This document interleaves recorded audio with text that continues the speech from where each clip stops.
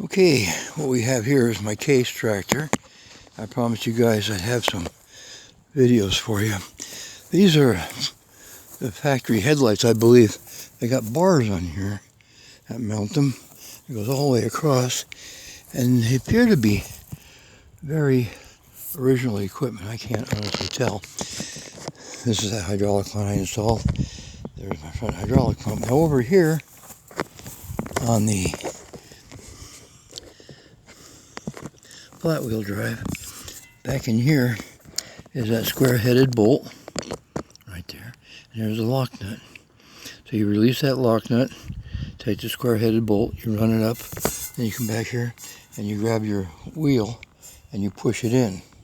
Go that way. When you get it locked in, then you run this bolt back down again. It's got a point on it and it goes down and locks. And then when you get it down in position, don't make it really tight, it's not necessary, just good and snug. Then lock down your lock nut. And that'll put your flat drive, your wheel drive, your flat belt drive in gear.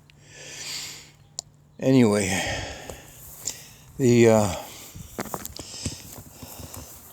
it's after the clutch, so of course when you step on the clutch it'll go off.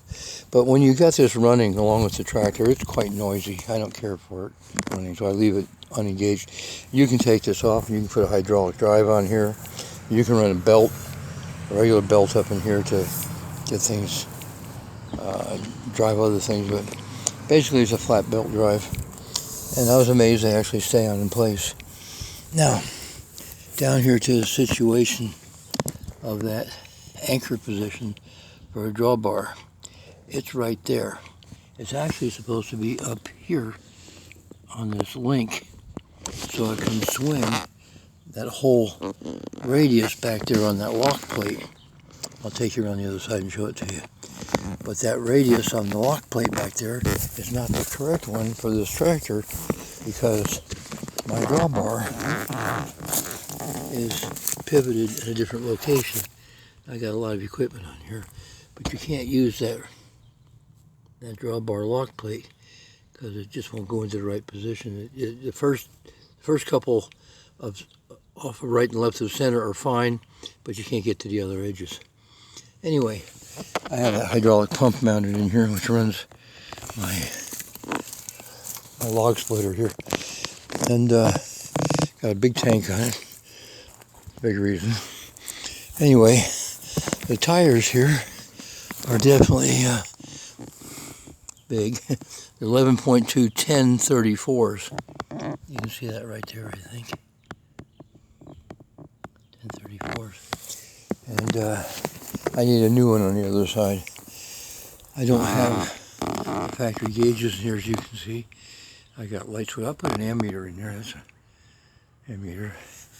And I put these lights in here. These are halogen. And if you don't run them long, they get wet.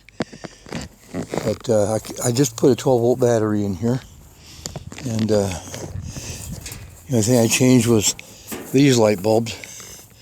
And then behind the voltage regulator right here is a little knob right there.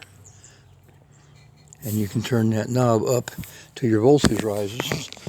I brought it up to 13.2 volts when it's running, and it charges the battery just fine.